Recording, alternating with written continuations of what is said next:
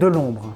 Ces gens qui ont créé des choses merveilleuses, ces gens à qui nous devons une reconnaissance éternelle, ces gens qui pourtant, malgré tout ce qu'ils ont fait pour l'humanité, ne sont jamais rentrés dans l'histoire ou à l'extrême limite en ont très vite disparu.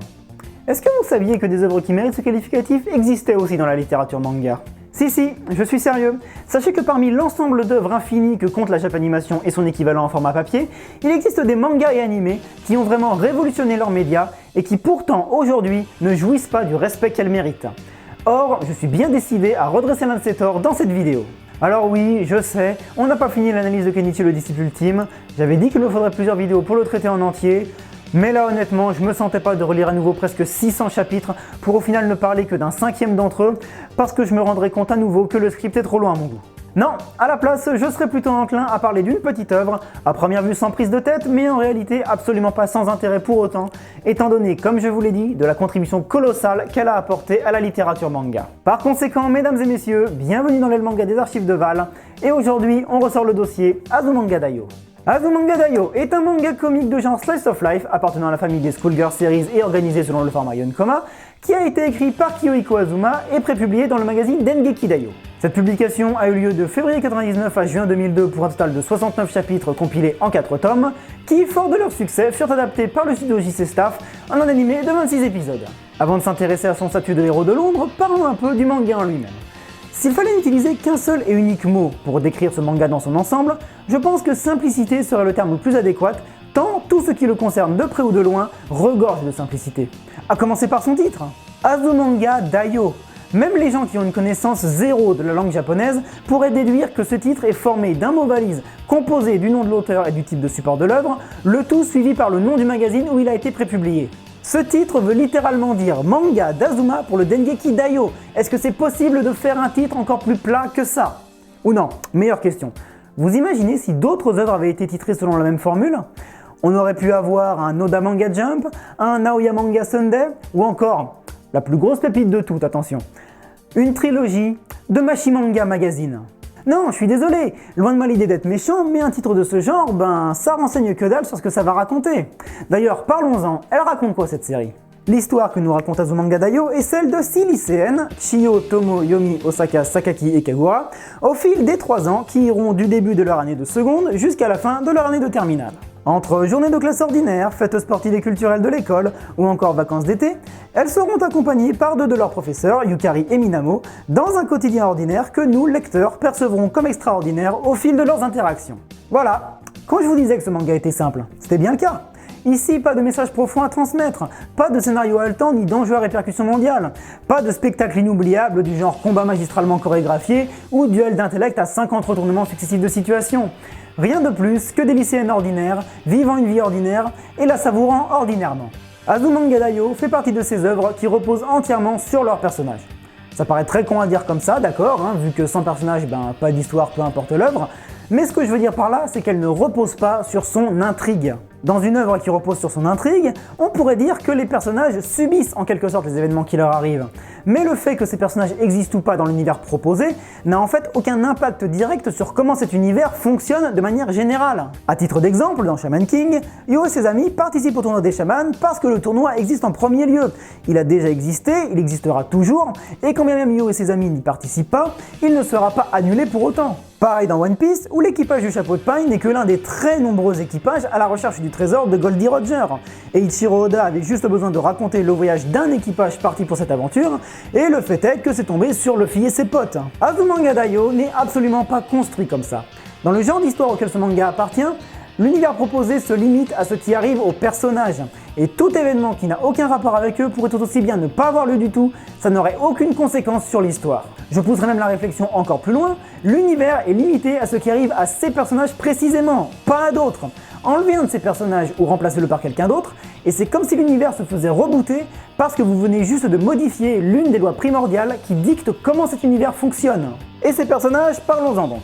Tout d'abord, parmi les 6 filles principales, nous avons Chiyo Mihama, la petite surdouée qui démarre le manga après être passée directement du CM1 à la seconde, Tomo Takino, la typique Genki Girl un peu coconne et souvent très fière de sa connerie, Koyomi Mizuhara, dite Yomi, la voix de la raison du groupe qui essaye tant bien que mal de garder Tomo sous contrôle, Sakaki, la grande fille taciturne et timide qui rêve désespérément que l'échelle l'apprécie, Kagura, la sportive passionnée qui rejoindra la bande à partir de la deuxième année de l'histoire. Et enfin Osaka, de son vrai nom Ayumu Kasuga, la rêveuse puissance exponentielle qui surprend toujours tout le monde avec ses idées abracadabrantesques. À côté de ça, pour accompagner nos 6 protagonistes, nous aurons droit à 2 rôles secondaires en les personnes de Yukari Tanizaki et Minamu Kurosawa, les respectifs profs d'anglais immatures et profs de sport attentionnés des filles, ainsi que 2 rôles, disons cette fois récurrents, à savoir Kaorin, une camarade de classe des filles qui est en littérale adulation envers Sakaki, et enfin le creepy professeur Kimura, seul personnage masculin du manga avec un semblant d'importance. Après, en réalité, il existe encore 4 autres personnages nommés au cours de l'histoire, mais vu que leurs apparitions relèvent plus de l'anecdote qu'autre chose, autant vous laisser le plaisir de les rencontrer par vous-même si vous ne connaissez pas déjà le manga.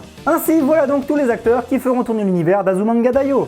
Maintenant, ce qui va nous intéresser, c'est bien sûr de voir toutes les façons dont ce petit monde va interagir, car c'est là-dessus que repose le caractère comique du manga. Le truc, c'est que présenter des dynamiques d'interaction dans une œuvre comique qui repose justement sur ces interactions, ça revient essentiellement à spoiler les sketchs, ce qui, vous en conviendrez, est relativement relou. En fait, on se retrouve dans la même situation qu'avec K-On!, où les seules choses pertinentes à dire pour donner envie aux gens de découvrir cette œuvre, c'est présenter les personnages, ce que l'on vient de faire, et expliquer en quoi les scènes sont marrantes à regarder. Du coup, histoire de ne pas faire une redite de ma vidéo sur K-On!, parce que les ficelles comiques sont grosso modo les mêmes, on comprendra pourquoi plus tard, je vais plutôt vous donner un avant-goût direct de ce à quoi ressemblent les scènes d'Azumanga Daioh. J'ai sélectionné 3 exemples assez différents les uns des autres afin de pouvoir vous donner une assez bonne vision d'ensemble sans pour autant vous enlever tout le plaisir de la découverte de l'œuvre, mais évidemment, pour ceux qui voudraient vraiment tout découvrir par eux-mêmes, voici le timecode qui vous emmènera à la partie suivante de la vidéo.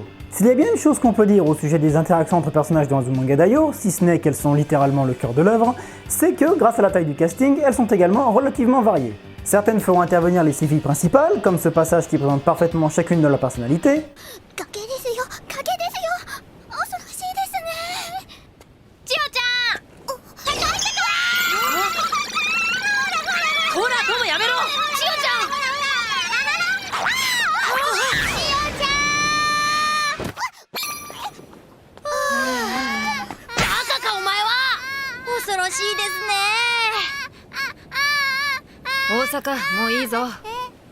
D'autres préféreront se concentrer sur un plus petit groupe, comme cet extrait mettant en scène Osaka et Yukari ainsi que Chiyo dans une moindre mesure.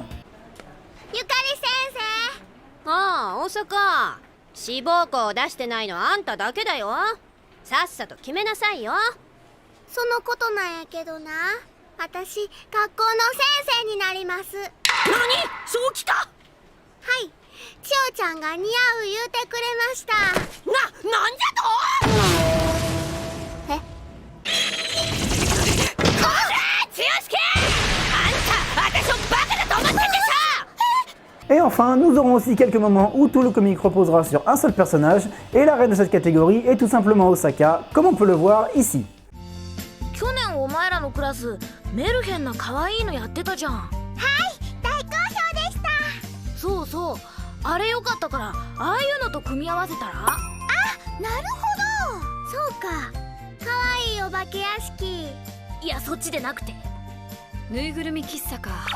去年の反省も生かしていいのができるかもしれないです。逆転ホームラン。またか。全部ひとまとめにして可愛い動物たちの恐ろしいお化けみたいな喫茶店。もう何言ってんだかわかんねえよ。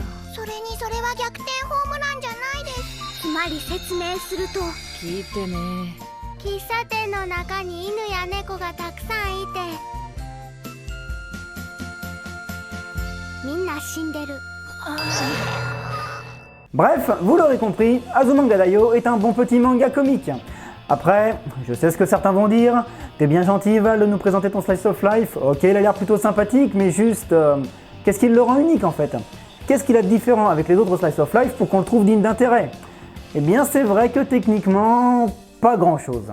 Je suis d'accord, si on le compare à d'autres slice of life plus connus du même genre, comme Lucky Star ou K-On! Pour ne citer que, en effet, Azumanga Daioh ne semble pas posséder de petits trucs en plus qui le démarqueraient du reste de ses camarades. À part peut-être le fait que sans lui, aucun des camarades en question n'aurait pu voir le jour.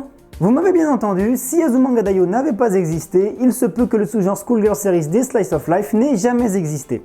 Et pour vous expliquer pourquoi, il va falloir que l'on aborde quelques concepts de théorie du scénario.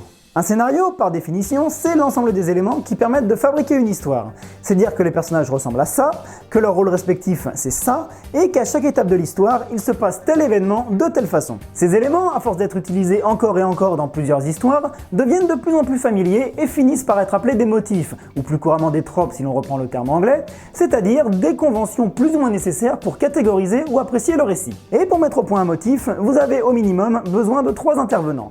Le trope maker, c'est-à-dire l'œuvre qui contient la toute première utilisation volontaire connue du motif, en gros c'est lui qui l'a inventé.